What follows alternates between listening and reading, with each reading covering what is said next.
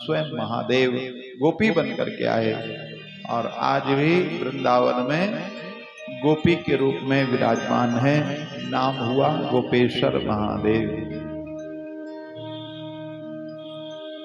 ये जो रास लीला है, इसमें जितनी भी गोपियां हैं वो साधारण नहीं है।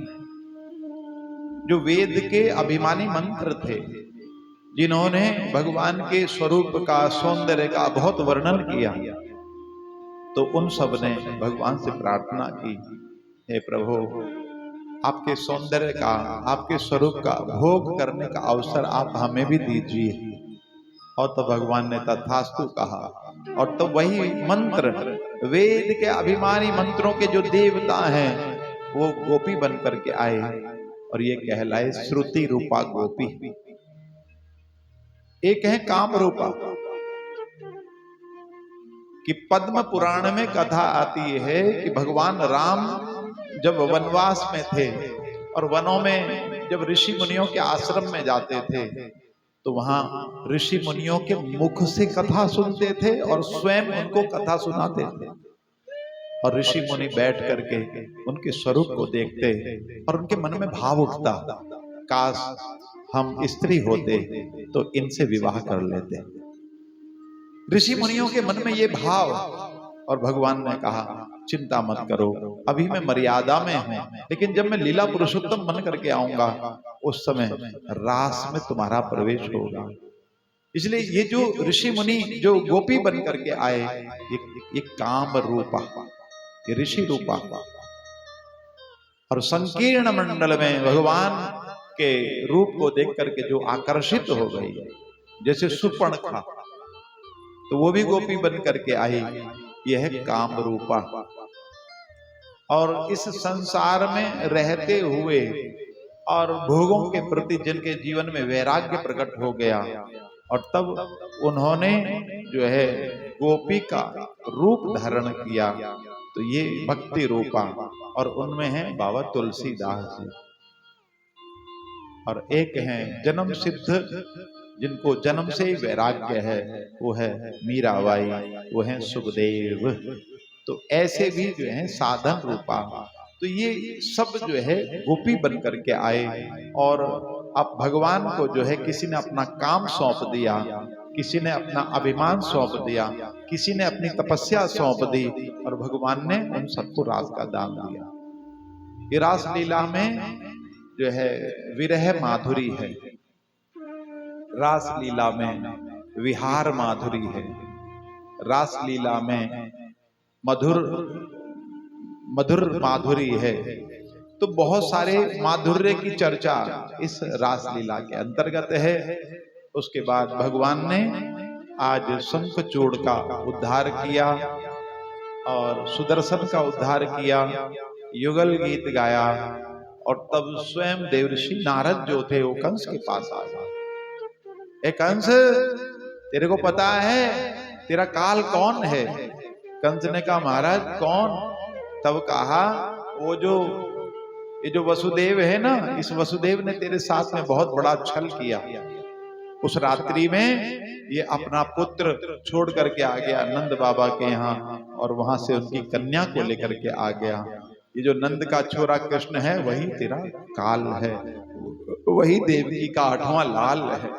अब जैसे ही सुना तो हाथ में खड्ग ले लिया, मैं अभी उस वसुदेव को मार डालता। नारद जी ने कहा, अरे तेरा शत्रु वसुदेव नहीं वासुदेव है, इसलिए जितने भी तू राक्षसों को भेजता है, असुरों को भेजता है, वो सबका वध कर देता है।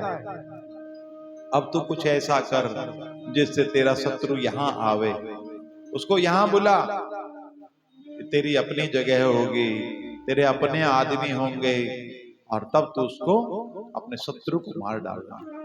कंस को ये बात अच्छी लगी, और आज कंस ने वसुदेव और देवकी को कारागार में बंद कर दिया, दोनों को कारागार में बंद कर दिया। अक्रूर जी को बुलाया, अक्रूर जी आए और अक्रूर जी से कहा कि हम धनुष यज्ञ का आयोजन करने जा रहे हैं, और धनुष यज्ञ के लिए आप धनुष यज्ञ के लिए आप ये सोने का रथ लेकर के जाओ, नंद बाबा को हमारी तरफ से निमंत्रण देना और कृष्ण और बलदाऊ को अपने साथ लेकर के आना। ये सोने का रथ है। अक्रूर जी समझ गए कि ये कंस कोई षड्यंत्र करने वाला है, और अक्रूर जी ने मन में विचार किया, यदि कोई विरोध करूंगा तो ये दुष्ट मुझे भी मार डालेगा, लेकिन मेरे न जाने किस जन्म का कर्म उदित हुआ है जिसके कारण मुझे आज भगवान का दर्शन करने का मौका मिलेगा। ऐसा विचार करके अक्रूर जी रथ को लेकर के चले गए अपने घर, रात्रि में विश्राम किया और प्रातः काल वहां से निकल पड़े। अब मथुरा से वृंदावन कितनी दूर है महाराज जी? मुश्किल से 20 किलोमीटर होगा, 6 किलोमीटर मथुरा से, हाँ 6 किलोमीटर, और रथ पर बैठ करके जा रहे हैं। लेकिन वो भगवान के जो लीलाएं हैं उन लीलाओं में ऐसे डूब जाते हैं, उनके सौंदर्य में, तो भाव समाधि लग जाती है। और जब भाव समाधि लगती है तो घोड़े जो हैं वो रुक जाते हैं, घोड़े रुक जाते हैं, और घोड़ों के रुकने से, अब जब घोड़े ही रुक गए तो रथ कैसे चले? और फिर भाव से बाहर आए, फिर घोड़े चलाए, तो कहते हैं कि जो 6 किलोमीटर का रास्ता था वो प्रातः काल के निकले हुए अक्रूर जी महाराज ने संध्या सायकाल का सूर्य जब छिपने को हुआ तब जाकर के वो वहां पहुंचे, और तब वहां उन्होंने भगवान श्री कृष्ण के चरण चिन्हों का दर्शन किया। चरण चिन्हों का दर्शन करके बड़े प्रसन्न हो गए, उस रज को अपने माथे पर लगाया और फिर पहुंच गए सीधे। आज भगवान श्री कृष्ण और बलदाऊ जी गौशाला में गाय का दुग्ध निकालने के लिए माथे पर जो है रस्सी जो है उन्होंने लपेट रखी है और यहाँ कपड़ा बांध रखा है, और जैसे ही भगवान का दर्शन किया तो अक्रूर जी को बड़ा आनंद हुआ। अक्रूर जी ने जाकर के सूचना दी, प्रभु आपको मारने के लिए षड्यंत्र हो रहा है, कंस ने कोई षड्यंत्र रचा है और इसके लिए उसने आपको यज्ञ का बहाना करके उस यज्ञ में बुलाया है, ये निमंत्रण है। कृष्ण ने कहा, काका ये षड्यंत्र की बात मेरे माता पिता से मत कहना, यदि षड्यंत्र की बात आपने बाबा से कह दी तो मेरे बाबा मुझे भेजने वाले नहीं हैं। और तब उसके बाद नंद बाबा से जाकर के मिले, नंद बाबा को निमंत्रण पत्रिका दी कि कंस जो है वो धनुष यज्ञ का आयोजन कर रहे हैं, आपको कल प्रातः चलना है। नंद बाबा से कन्हैया ने कहा, बाबा मैं मथुरा जाऊंगा, मथुरा देखने को जाऊंगा। बाबा ने कहा नहीं नहीं, मैं तुझे अकेले नहीं भेजूंगा, मैंने तुझे कभी अकेले नहीं भेजा, तो बाबा आप भी चलो। बाबा ने कहा हाँ ये ठीक रहेगा। और तब सारे गांव में आज दुहाई कर दी कि जो भी मथुरा चलना चाहे तो कल को तैयार हो जावे। और गोप बालक जो थे वो सब तैयारी करने लगे। इधर गोपियों के कानों में भी शब्द चला गया, और गोपी जो थी रात्रि में आज अपनी सखियों के साथ बैठ करके कि जीवन में ये जो विरह की संभावना है, एक कृष्ण से जो विरह होने वाला, इस विरह की संभावना में आपस में चर्चा कर रही हैं। ये अक्रूर इसका नाम किसने रख दिया? ये अक्रूर नहीं, ये तो क्रूर है, ये हमारे भगवान को हमसे छीनने के लिए आया है। पूरी रात्रि उनकी इसी प्रकार से व्यतीत हो गई। प्रातः काल हुआ, भगवान आज उस सुवर्ण के रथ पर जाकर के विराजमान हुए। दाऊ जी भी बैठे और नंद बाबा एक बैलगाड़ी पर, नंद बाबा ने बहुत सारे दूध दधी माखन के भांड रख लिए। एक बैलगाड़ी पर ग्वाल बाल और नंद बाबा विराजमान हुए, और जैसे ही रथ चलने को हुआ गोपियां दौड़ करके आ गईं। गोपियों ने कहा हम तुम्हें नहीं जाने देंगे। कृष्ण ने कहा हे गोपियों, मैं आज जा रहा हूं और कल मेला देखूंगा और परसों लौट करके आ जाऊंगा। गोपी समझ गई। गोपियों ने कहा कि अब जब तुम जाना ही चाहते हो तो फिर हम तुम्हें कैसे रोक सकती हैं। गोपियों ने आज मार्ग दे दिया। रथ चलते चलते यमुना के तट पर आया और यमुना की लहरों को देख करके अक्रूर जी के मन में भाव आया कि मुझे स्नान करना चाहिए।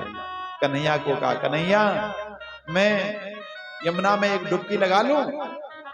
कन्हैया ने कहा, काका आप स्नान कर लो। और उनको भी कन्हैया को कहा, आप भी लोग स्नान कर लो। कन्हैया ने कहा, ना ना, हमारे बाबा ने मना किया है, यमुना जो है वो बहुत गहरी हो गए, उसमें डूब जाए।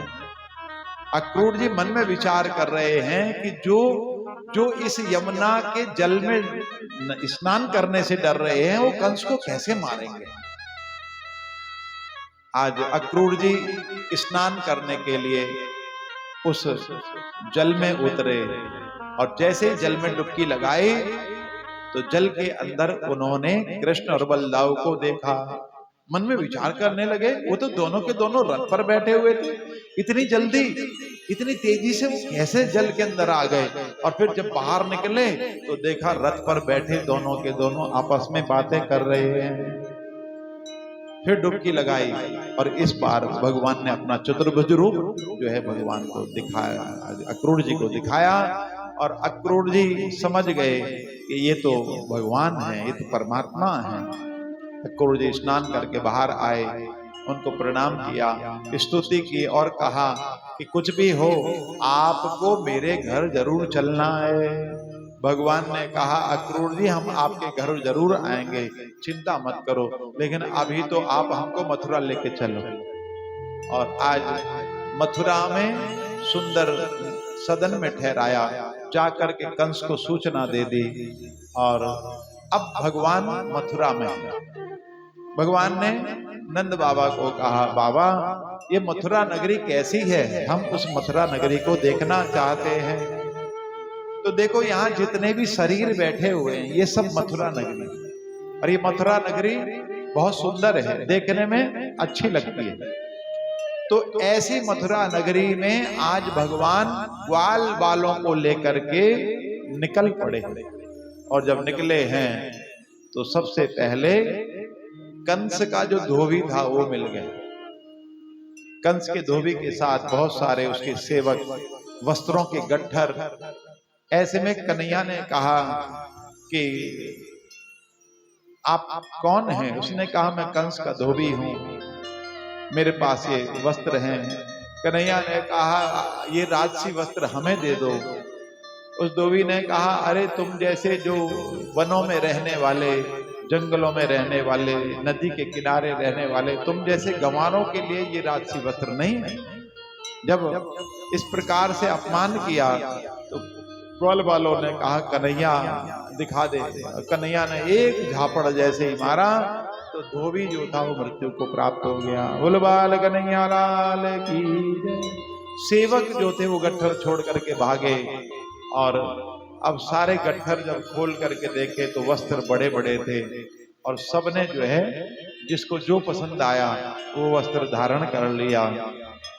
वस्त्र पहन करके जब आगे बढ़े तो कैसे दिखाई दे रहे हैं? वस्त्र तो हैं बड़े बड़े, तो ऐसे लग रहे हैं जैसे हैंगर पे कपड़े टंगे हुए हों।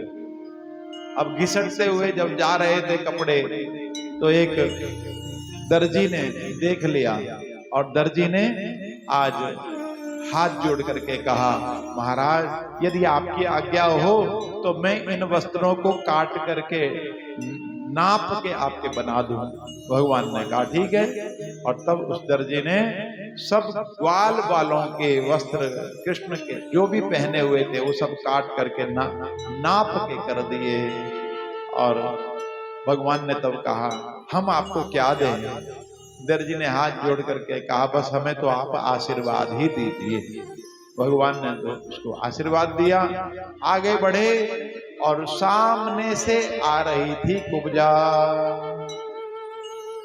विलोक्य कुब्जां युवतिं वराननां पप्रच्छयान्तिं प्रहसन रसप्रदाः, पप्रच्छयान्तिं प्रहसन रसप्रदाः। ये मथुरा में रहने वाली कुब्जा, ये 3 जगह से टेढ़ी, और इस कुब्जा को कोई भी प्यार से बात नहीं करता। ये कंस की सेरेंद्री है और कंस के लिए चंदन घिसने का काम करती है, उसके लिए सुंदर अंगराग बनाती है, और इसके द्वारा बनाया गया अंगराग कंस को बहुत अच्छा लगता है। ऐसे में भगवान ने आज उसको पुकारा, ए सुंदरी, और जैसी आवाज आई सुंदरी, तो मन में सोचने लगी इस मथुरा में तो मुझे कोई सुंदर कहता नहीं, लेकिन आज ये कौन आ गया जो मुझे सुंदर कह रहा है। और जब उसने मुड़ करके देखा तो सामने कहने वाला जो था वो तो बहुत ही ज्यादा सुंदर है। वो तेरी बाकी अदा पे बल